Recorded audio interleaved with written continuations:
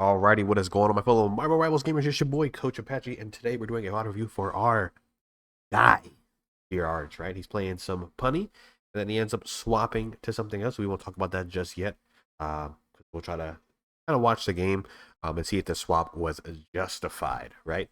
But with that being said, we are on Punisher for the first part, right?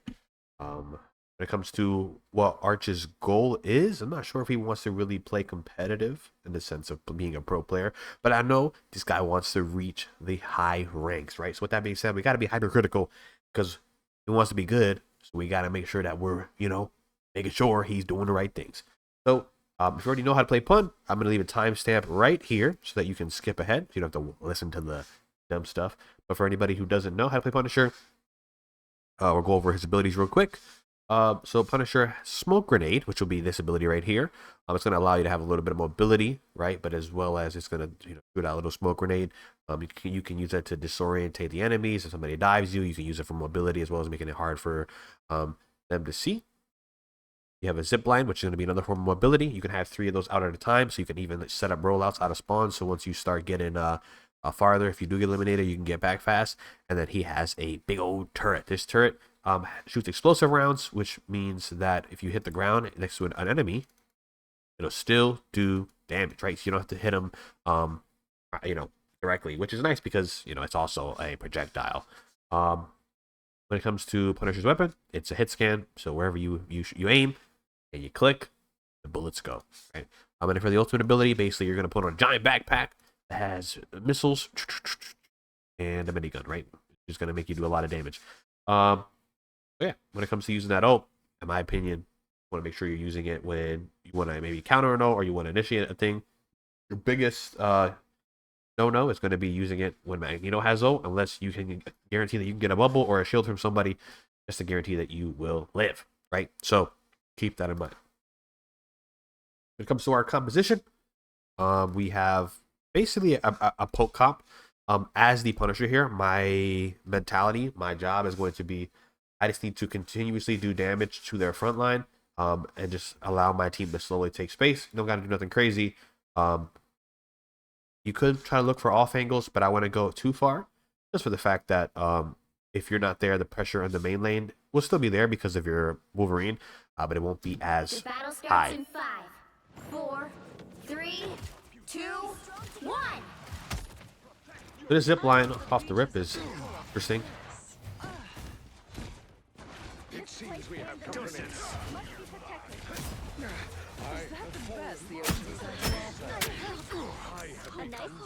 Before sound Namor's bubble, but you're not really doing anything other than that. Wasting a lot of time by standing over here, I'm not gonna lie.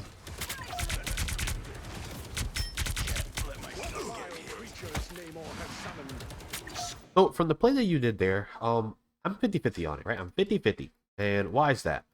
Okay, for 2 things. For one, by you being here, you've kind of controlled the side of the map, which is nice. You almost got a pick. If you would have got a pick, that would have been huge, but you didn't. But you did force out an important cooldown. The unfortunate thing is this cooldown is kind of to protect himself from dying. So since you don't have any dive, forcing it out doesn't do too much because he's just going to play slow, play a little bit safer, but continue to do his job, right? So forcing that cooldown out, unfortunately, wasn't so great because of the fact that no one can really punish him for it unless you hyper aggress. Dangerous. Now, the only reason I'm sort of okay with this play, right, is due to the fact that the cart, most times people won't contest up front. So since the cart kind of spawns here, right, it's gonna gain space on its own, right? So technically, you don't really have to do any work until the kind of cart gets around here to here. But my issue with you not playing the game this whole time is this guy's at 70% ult and you're only at 25. And that sucks because ults are very important. Ults can change games, right? So if we're not building our ult and we're allowing the enemy team to build their ult, right, that's going to be one aspect where they're ahead of you. So that's why I'm not fond of what you're doing here, because you're allowing them to build ult when you could be building ult. And it seems like your team just generally, other than your supports are going to have ults first. Grids are toast. Now my son out of sight. Since he missed his freeze, I might have stayed there a little bit. Maybe poke him a little bit more, but Fine. Back up in main. Good job keeping those squids down. Ooh. I would have just shot the wolf. Yeah, I don't know. I feel like helping your team there might have been more important than getting that Namor. This mutant carves his own path, old man.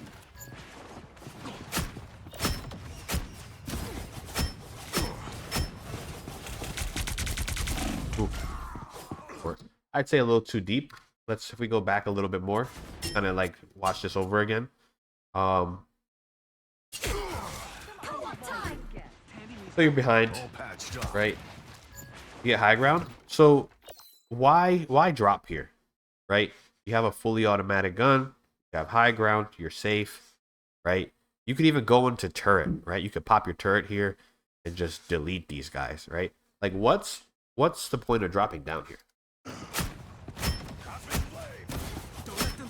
Now, if you would have hit, you know, obviously hit your shots, kid. If you would have hit your shots, you probably would have got the elim anyways. But you still put yourself at risk to the Wolverine, right? When you could have just sat on top, you could have did the same thing of forcing them out. And even then, let's say you force them out and you can't get the pick, you could isolate the Wolverine while being in a safe position. I think my big premises here are basically going to be just like, try not to die. Like, dying is really bad because every second you're dead, you're not impacting the game, and we don't want that, right? For mutant kind. It's the grand finale. Oh, who's behind you? Ooh, that's rough. I'm not gonna lie. I know you like to switch between controller and stuff, but I think you should like really focus on getting more reps on the MK because your aim's not bad. Even at the level you're at, your aim's not bad, and I feel like there's a lot of fights that you would just flat out win with your mouse and keyboard. Look out behind you. Folks behind.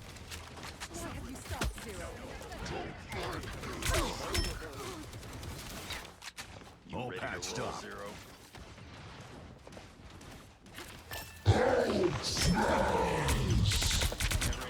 Oof.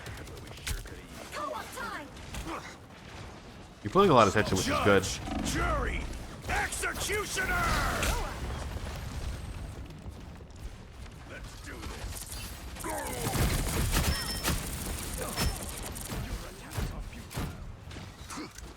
Only 60 seconds left.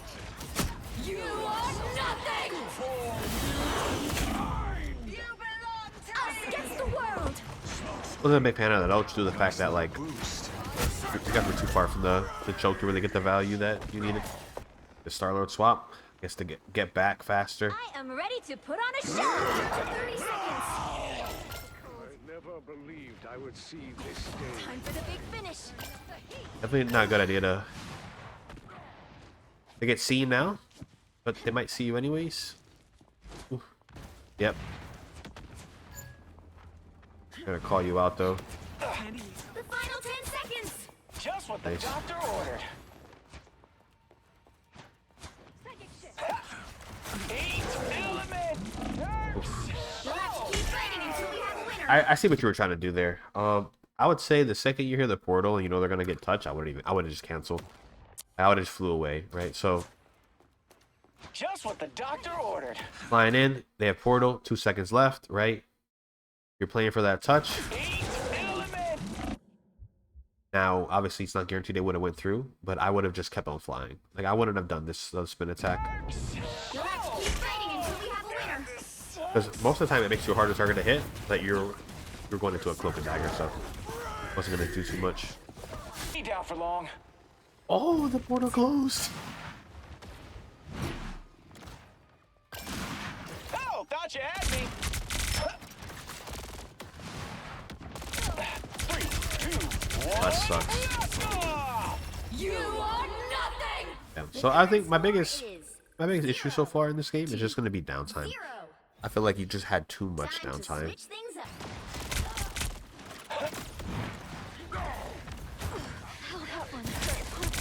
Oh, sweet moves, right? Feeling good here. The job's not to really hard dive anything, but it's kind of pull attention. Be strong together. Oh, sweet moves, right?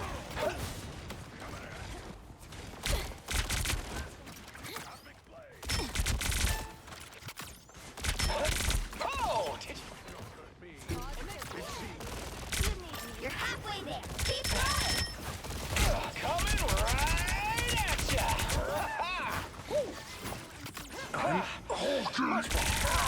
Oh, sweet moves, right? So I want to go back, right? And the reason I want to go back is I feel like you're respecting the enemies too much, and you're not you're not embracing that him factor, right? So right here, right, you're gonna get forced out. You're flying away, right? He's chasing you, right? You break the wall, right? But at this point, he's like, okay, he's gonna run away. So he's kind of giving up on you, right? And so I agree with you breaking the wall and dropping down here, but I would have waited, and if if he didn't fully push or commit, I would have went back up. I would have went back up and try to contest here. Oh, he's here. If I drop down, you have a health pack, right? But like I would have kept, taking control of this right side and keep fighting hard. But instead, you like back up here, right? And so like downtime, downtime, downtime, downtime. You're shooting at tanks, but I don't really count that as doing too much, especially because there's shields, right? And you're using all this time to like rotate to the left side and try to get, like pressure. But while you're doing that, they're kind of just like pressuring your mid.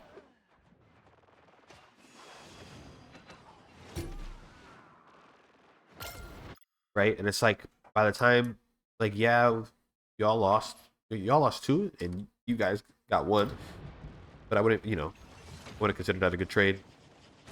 Because Hulk's fast, he'll get back. Yeah, so I would say a big thing is that I really want you to like have a little bit more ego. I'm not saying you probably don't have it in most of your games, but in this game specifically, that's what I'm seeing. Like I want you to just like have the mentality of like, yeah, you're gonna have to like force me to out of this area. You're gonna have to fight me if you want to win, right? And yeah, I'm not saying never retreat. Like a soft reset, and then go right back.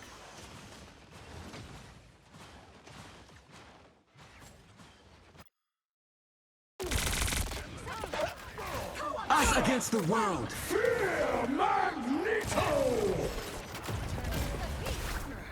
Oh, thought you had. You're about to have ult. They don't have mag ult, so your ult's free.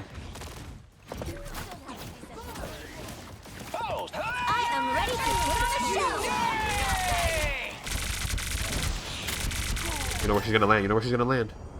What are you looking for?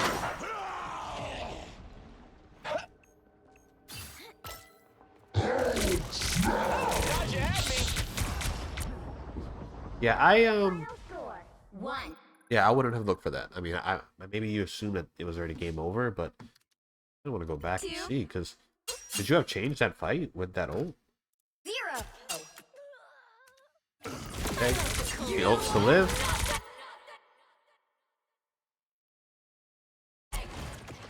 You probably could have broke the ult, but even if you couldn't, right? You know where she's gonna land. You know she's gonna land on that roof. So you could have got that elim. Could have got that elim. Look, your team's coming back. So imagine Phoenix is gone. Team's coming back. Well, Wolf doesn't even bother touching, so it's unfortunate. Maybe if we would have got a pick or two, maybe our team would have came back, but rough game in general. Final score 1, 2, 0. But with that being said, it is note time. Gotta get to them notes, baby. Alrighty, and the notes for today are going to be number 1, minimize downtime unless your hero relies on it, right? So an example, I know you play Black Panther and stuff. So with that being said, I understand that there's a lot of moments where instead of you going in and fighting all the time, obviously you need moments where you walk around, you hide, and you wait for that opportune moment. But heroes like Punisher aren't like that. Like, yeah, you can get cheeky moments like that, and I don't want to base that moment that I saw and say that that's how you are all the time. But just going off of what I saw of this game, when you're playing characters that are like They apply pressure by constant action, constant damage, things like that. We got to make sure that we're playing to that character's strength, right? We don't want to be doing things that are super unorthodox all the time, because then you're not really doing your job, right? Number two, I want you to really embrace that him factor, himothy. You got to have that ego, man. There was a couple times where I see that you kind of just give up space without really, like forcing them to take it from you. Like, a little bit of pressure, and you were kind of backing up. I understand it's ranked and you can't really rely on your team that much, and I understand that, like I said, you want to make sure you don't die, right? You want to stay alive as long as possible, because when you're dead, you're not getting value unless you get a lot of value for that death. Obviously, you want to stay alive as much as you can, but I also don't want you to just give space for free. Like, there's a fine line, there's a balance, right? Live, but make you leave certain areas, right? Make them commit a lot, make them get out of position, right? Because when they do that, they create gaps, they create openings in their own defense, and things like that, which allow your other teammates to get opportunities as well. And as long as you do it right, you'll pull a lot of resources while also not getting eliminated, which will do a lot of good for you. Number three, not really a tip, but more so a suggestion. Not really a note, but more so a suggestion, right? M&K supremacy. I know you like to switch between inputs, and I definitely think on certain characters it's fully justifiable that you're on a melee character. Who cares? You want to just relax your fingers, cool. But I think on characters like hit scan characters, things like that, especially ones that you're gonna be taking longer range fights, I definitely think you should be just flat out leaning on the M&K.